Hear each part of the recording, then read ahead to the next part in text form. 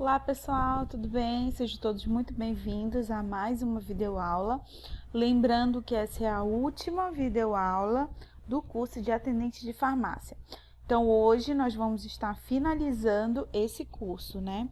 Foi uma trajetória longa, mas enfim a gente termina essa primeira parte para dar prosseguimento para os outros cursos. Hoje é a segunda aula do módulo 10, então lembra que a gente dividiu o módulo 10 em duas aulas, noções de primeiros socorros e noções de serviços farmacêuticos. Então hoje nós vamos estar falando sobre noções de serviços farmacêuticos. Os serviços prestados pelos farmacêuticos para atender a necessidade de saúde de um determinado paciente, da sua família ou de uma comunidade, isso é chamado de serviço farmacêutico. Então todo serviço prestado pelo farmacêutico. A finalidade dessa aula é tratar dos fundamentos básicos dos serviços farmacêuticos.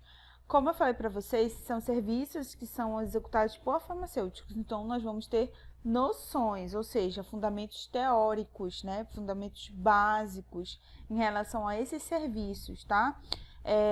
Então essa aula também é importante para orientar sobre como os atendentes podem auxiliar o profissional farmacêutico. Dentro de farmácias e drogarias, esses serviços eles são executados, por quê? Porque são regulamentados por lei. Então, uma dessa legislação é essa RDC número 44 da Anvisa, que dispõe sobre a dispensação, comercialização de produtos e prestação de serviços farmacêuticos em farmácias e drogarias. A gente tem vários serviços farmacêuticos, eu trouxe só alguns aqui. Atenção farmacêutica, aferição de parâmetros fisiológicos como pressão arterial e temperatura, aferição de parâmetro bioquímico como glicemia capilar, administração de medicamentos, perfuração de lóbulo auricular para colocação de brinco e outros. Mas o que a gente vai falar hoje aqui é essa parte que está aqui em negrito: pressão arterial, temperatura, glicemia capilar e noções de administração de medicamentos. Então, a aferição de parâmetros fisiológicos e bioquímicos é muito importante porque ele nos dá subsídio para fazer uma atenção farmacêutica de qualidade. Então, cada procedimento ele deve dispor de um POP. Lembra do POP lá da aula lá do módulo de biossegurança? A gente falou sobre procedimentos operacionais padrão, que cada atividade tem um procedimento operacional. Então, aqui não é diferente. Cada serviço farmacêutico vai ter um POP para executar uma tarefa, certo? A realização de qualquer serviço farmacêutico requer o uso de equipamentos de proteção individual. Que equipamentos poderiam ser esses? Principalmente jaleco e luvas de procedimento, né? Que são os mais comuns que a gente usa. Todo serviço farmacêutico, tudo que antecede o serviço farmacêutico, tem que ser seguido pela higienização e antisepsia das mãos. Já falamos sobre a higienização, já falamos sobre a antisepsia das mãos também. Aqui é o exemplo de equipamentos de proteção individual que eu falei. Aqui é o exemplo de higienização e antisepsia. Você não lembra? Verifique nas aulas anteriores que nós já falamos como que faz a higienização e antisepsia, principalmente com álcool 70. Caso você queira, eu também disponibilizei 2 figuras chamadas de material complementar 1 e 2, que vai estar disponível para vocês. Que são essas figuras aqui, ó, higienização das mãos e antisepsia das mãos com álcool 70. Então, vamos iniciar falando um pouquinho sobre noções de administração de medicamentos. Então, dentro desses ambientes de farmácia, é proibido a administração de medicamentos de uso hospitalar, né? Então, para a administração, será exigido a receita médica para que o farmacêutico avalie também o medicamento, certo?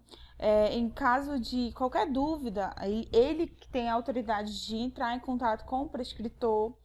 Então, sempre antes da administração, ele vai verificar todas as características do medicamento para fazer a administração. A gente sabe que tem administração enteral e administração parenteral, certo? Então, nós vamos falar um pouquinho sobre a administração enteral, que é a administração através da via oral. Essa via é a mais comum, né? Que inclusive já é o que a gente mais utiliza em casa, que são formas farmacêuticas que a gente vai deglutir, né? Até porque a deglutição é um ato natural. Então já falamos que isso é geralmente realizado com água. Mas nas farmácias a gente também tem outro tipo de administração, como a inaloterapia, que é a administração no trato respiratório, como por exemplo aqui nessa figura, que tem esse equipamento, no qual a gente prepara bem aqui uma solução com o medicamento que vai ser inalado, né? Então você vai preparar, lembra que eu falei que antes de todo serviço farmacêutico você tem que fazer a higienização, antisepsia das mãos, colocar os EPIs necessários para realizar o procedimento. E aí a gente tem a administração parenteral, que é a administração de medicamentos injetáveis. Já falamos em outros módulos sobre as vias de administração. Se você não lembra, volta lá para ver. Então, a gente tem os medicamentos injetáveis, que a gente sabe que tem ação mais rápida, ou ele é indicado em situações que tem difícil acesso a outras vias de administração. Então, a administração desses injetáveis varia com a angulação. Então, por exemplo, se você quer uma administração de medicamentos por via intramuscular, é uma angulação de 90 graus, que é para pegar diretamente no músculo. Se for subcutâneo, que tem que pegar ali na parte da hipoderme, né, que é a parte do tecido gorduroso, então é outra, 45 graus. Aqui é 25 graus intravenosa. Isso daqui geralmente é o que as vias de acesso mais também em hospitais, né, que os medicamentos que ele fala, medicamentos na veia, né? Ou seja, medicamentos são administrados diretamente nos vasos sanguíneos. E aí a gente tem intradérmicos, né? Que é aqui, ó, 10 a 15 graus, bem na epiderme, entre a derme e a epiderme. Então, lembrando que aqui, por exemplo, intramuscular, a gente tem vários medicamentos que podem ser administrados, né? Anti-inflamatórios, a gente tem antibióticos, que geralmente ali na região do glúteo, que administra, né? A gente tem também subcutâneo, por exemplo, a insulina, né? Que muitas das vezes é na região abdominal, e você pode ter o auxílio da prega subcutânea, né? Que você faz uma prega com um dedo assim, que é para chegar no tecido adiposo, né? Que é a hipoderme, certo? E aí a gente tem a aferição da temperatura corporal. Isso, basicamente, muita gente já sabe fazer, porque é um procedimento que a gente faz em casa, e agora mais ainda, né? Por conta da pandemia, a gente tem toda essa questão de cuidado em relação à temperatura corporal. Então, a gente sabe que a temperatura normal do corpo é de 36 a 37,5. Acima desse valor, a gente já pode ter um estado febril, né? Um estado de febre, ou abaixo pode ser uma hipotermia. Então, por exemplo, aqui tem as escalas de febre alta, hipertermia, né? Febre muito alta pode levar a convulsão. Então, a gente tem vários modelos de termômetro. Lembrando que aqueles termômetros de mercúrio, eles não são mais autorizados, né? Então, o que está mais sendo utilizado é o termômetro digital, esse daqui. Hoje em dia, mais ainda, esse daqui, que parece uma pistola, no qual você não precisa entrar exatamente em contato com a pessoa, né? Você emite uma radiação infravermelha que consegue captar e mensurar a temperatura corporal, certo? Então, pode mensurar, por exemplo, aqui na testa com esse termômetro, também tem no ouvido, tem a verificação através da via retal, na boca e na axila, né? A temperatura axilar, que é muito mais comum. Então, como é que é esse procedimento? Primeiro, lembrando, já higienizei minhas mãos, já coloquei meus EPIs, e aí eu vou higienizar essa parte aqui do bulbo, que esse aqui é o sensor. Você vai higienizar com algodão em álcool 70 e esperar secar, né, para não interferir no resultado. Então, você vai colocar lá no local que você vai aferir, e aí vai acionar o dispositivo aqui, vai ligar. Geralmente, esses digitais, ele já tem um sinal sonoro que diz quando ele normalizou e deu a temperatura exata. Isso dá em torno de 3 a 5 minutos, mas como eu falei, geralmente esses equipamentos já dão um bip sonoro dizendo que a temperatura está ok, né? Que está normalizada e que aquela é a temperatura real. Então, você vai verificar, a partir do momento que você vai identificar, e vai verificar qual é o estado daquela pessoa, de acordo, por exemplo, com essa tabelinha aqui. Se ela está com febre, se ela está normal, se ela está com hipotermia, certo? Outro serviço que a gente fala bastante é sobre a aferição de glicemia capilar. A glicemia capilar ela é muito importante para o monitoramento da glicemia. A glicemia é a quantidade de glicose no sangue, certo? Então, ela é muito importante, principalmente para diabéticos. Isso não quer dizer que é exclusivo, tá? Qualquer pessoa pode ir lá e fazer esse controle, né? Que a gente deveria tempos em tempos verificar, porque como a gente já estudou diabetes, né?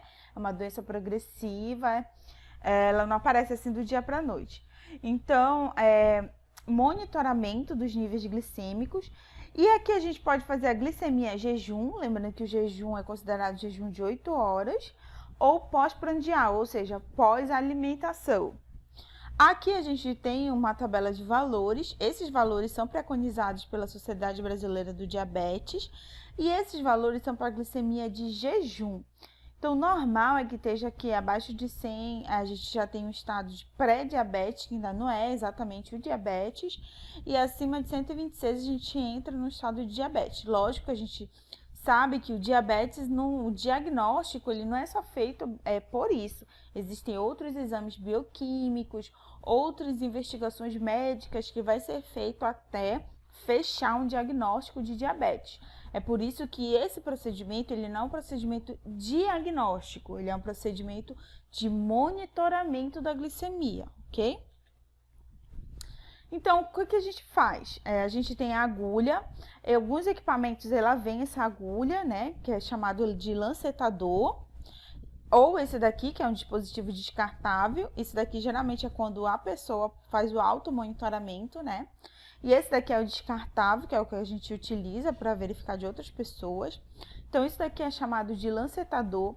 Dentro desse equipamento tem uma agulha, que é chamada de lanceta, certo? Que vai fazer o furo lá no dedo da pessoa. Esse daqui é o aparelho de glicemia, que é chamado de glicosímetro. E essa daqui é a fita teste ou fita reagente. Então, como é que a gente faz? Lembra que já todo serviço farmacêutico você já está paramentado, higienizado, com asepsia das mãos e tudo, tá? Então, você vai fazer a limpeza. O ideal que a gente recomenda é que, tipo assim, a pessoa lave as mãos. Só que nem sempre isso é possível.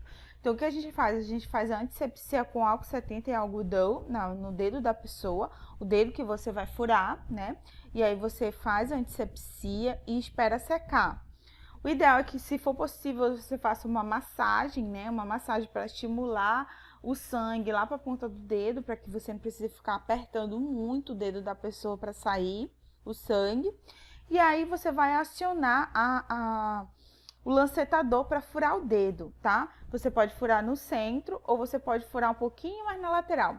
Eu geralmente não gosto de furar muito no centro, porque tem gente que tem muita sensibilidade e depois fica com muita dor nas digitais, né, na ponta do dedo. Então eu furo levemente para a lateral, né? Prefiro. Como fez mais ou menos aqui, ó, nessa figura, tá vendo? Então ela furou mais ou menos aqui na lateral. Furou, você vai coletar essa gota, tem que formar essa gota. Por que tem que formar? Porque eu tenho que preencher um espaço na fita teste, tá? Porque senão o equipamento não lê. Lembrando que para eu ligar esse equipamento, eu já tenho que colocar a fita antes, né? Então, eu coloco a fita teste, então na hora que eu for botar a gota, o equipamento com a fita já estão preparados. Eu só vou colocar a gotinha do sangue lá na fita, que já está acoplada ao glicosímetro, certo? Então, coloquei, aguarda o tempo e aí faz a leitura. Lembrando que todo esse material potencialmente contaminado, tem que ser descartado, né, corretamente. Então, eu convido a vocês, por exemplo, um vídeo muito legal, que eu vou estar chamando aqui de material complementar 3. Quero que vocês vejam, né, que é uma farmacêutica, que ela faz exatamente o procedimento passo a passo. Então, eu quero que vocês acompanhem, né, com base em toda essa teoria que a gente viu aqui. Vocês vão ver a execução lá na prática, um exemplo de como seria, ok? Então, a próxima que a gente vai falar é sobre a aferição da pressão arterial. Então, para que a gente faz a aferição da pressão arterial? É o monitoramento da pressão arterial. Novamente, é importante para hipertensos? Sim, mas é exclusivo? Não. Qualquer pessoa pode fazer esse tipo de exame. É sempre bom a gente estar observando essas questões de morbidades, né? Então, a gente tem medidores digitais e analógicos. Esses monitoramentos são feitos através de ausculta, principalmente o analógico, né? A ausculta desses ruídos, chamados de Korotskov.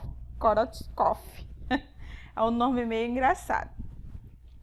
Então, aqui a gente tem, por exemplo, os medidores digitais, né? Esse daqui é o de pulso.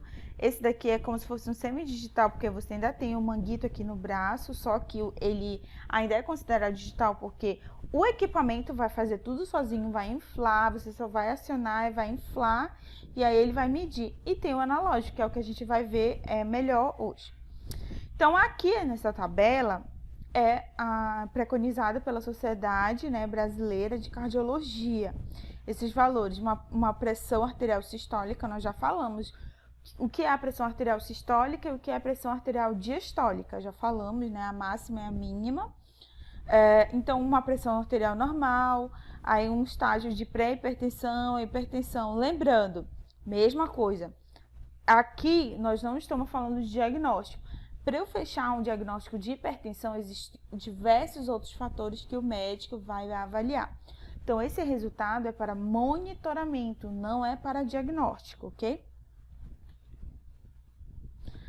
Então, os digitais, eles são os mais fáceis de operar, né? Porque, por exemplo, esse aqui, você coloca na direção, essa mangueirinha aqui do manguito diretamente na artéria, e aí você só liga o botão e aguarda que o equipamento ele vai inflar, ele vai desinflar, e aí ele vai dar o valor para você, né? Através de... Tem uns que tem também aviso sonoro.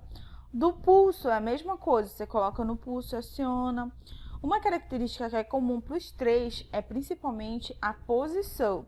Então, a gente sabe que o paciente ele tem que estar num estado confortável, o braço ele tem que estar estendido, de preferência um pouco acima do coração, então geralmente a gente bota acima de uma mesa. Então, não pode falar quando estiver medindo. Se a pessoa fez um exercício físico, uma atividade física, um esforço físico, tem que esperar um tempo para fazer a medição, senão vai dar uma medição errada, certo? Então, tudo isso tem que ser orientado.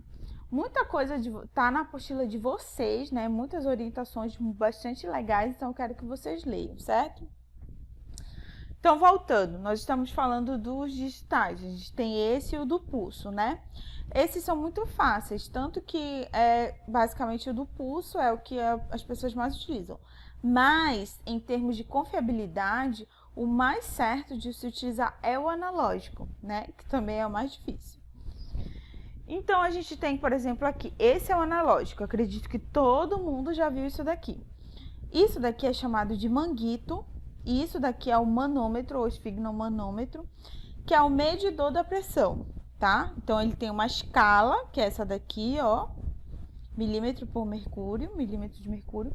Nesse manguito tem um manômetro e tem uma outra manguinha que tem esse daqui, ó, que é a pera, que é no qual você vai inflar e desinflar. E tem a válvula, que você abre e fecha. E tem esse daqui, é o estetoscópio, que é o que você vai fazer a ausculta. E esse daqui é a campânula, que é que você vai posicionar numa artéria.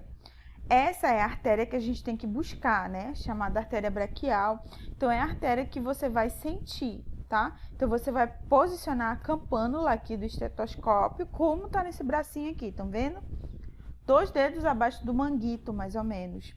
Então, você vai posicionar aqui para fazer a medição. Aí, nós já vamos falar como que é mais ou menos. Mesma coisa, a pessoa já está numa posição confortável, então você vai o quê? Verificar a dimensão do braço da pessoa, se o manguito que você está utilizando ele é adequado. Você vai posicionar no braço, vai buscar essa artéria que passa aqui, ó, bem aqui no meio desse bracinho. Você vai, como que eu vou buscar, professora? Através da ausculta, né? Para isso que você vai ter o estetoscópio. Então, você vai posicionar, né, a campânula dele bem aqui. E aí, você vai o quê? Essa válvula vai estar aberta. Então, você vai o quê? Fechar e começar a inflar, certo? Vai começar a inflar. Fechou a válvula, começa a inflar na pera. O que é inflar, professora? É apertar a pera. Quando você começar a apertar, você vai ver que esse ponteiro ele vai começar a subir. vai subir e você vai inflar mais ou menos até 200 miligramas. Daqui, o que vai acontecer? Você vai começar a abrir a válvula devagarzinho, tá? Não é para abrir com tudo, senão ele vai descer com tudo e você não vai conseguir fazer a escuta. Então, você vai abrindo devagar e vai observando. Vai iniciar uma sequência de sons, que é aqueles sons que a gente falou para vocês. O primeiro som que você vai ouvir, ele é mais ou menos assim, ó, tu. Aí depois vai ficar tu, tu, tu, tu. Então, o primeiro som é o que vai ser a pressão sistólica. Então, quando você ouvir o primeiro som, você já observa e marca mentalmente aqui. Não vai tentar escrever, senão você vai perder. Marca mentalmente e aí você vai ouvir uma sequência de sons e até o último. Então, você tem que ouvir o primeiro e o último. O último som é a diastólica, certo? Aí você continua ouvindo, vê se realmente aquele era o último. E se for o último, você abre a válvula totalmente até que zere o manômetro, certo? Então, é muito fácil. Isso é uma questão de treino também. Então, é assim. Aí você vai anotar a sistólica e a diastólica, Aí sim, depois que você gravou mentalmente, você vai registrar.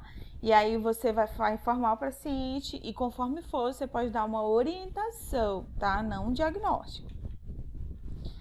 Convido também vocês a ver esse material complementar 3 do vídeo, que ela vai estar repetindo todo esse procedimento que eu falei para vocês, tá? E realizando realmente o procedimento numa pessoa. Então, gente, essa é a aula de hoje, tá? Espero que vocês tenham gostado. Se vocês tiverem alguma dúvida, entre em contato comigo. Eu deixei aqui uma frase muito legal para vocês, que fala: o sucesso é a soma de pequenos esforços repetidos todos os dias, certo? Então, espero que vocês tenham gostado, que vocês tenham entendido. Leiam a apostila, porque a apostila está bem completa, certo? Então, nos vemos já no próximo módulo, começando, né, um outro curso, um novo caminho. Então, novos esforços, mas que no fim vai ser o nosso sucesso, ok? Então, muito obrigada e tenham todos uma ótima semana.